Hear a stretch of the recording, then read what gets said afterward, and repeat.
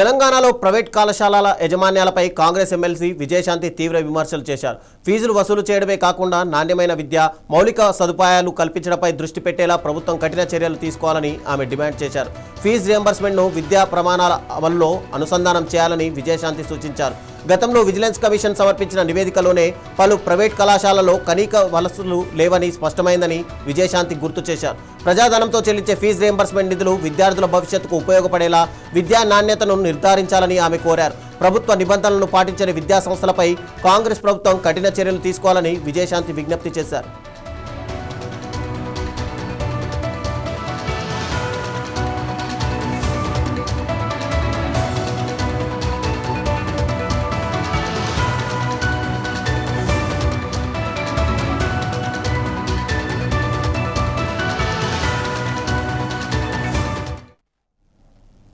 సూర్యాపేట జిల్లాను మత్తురహిత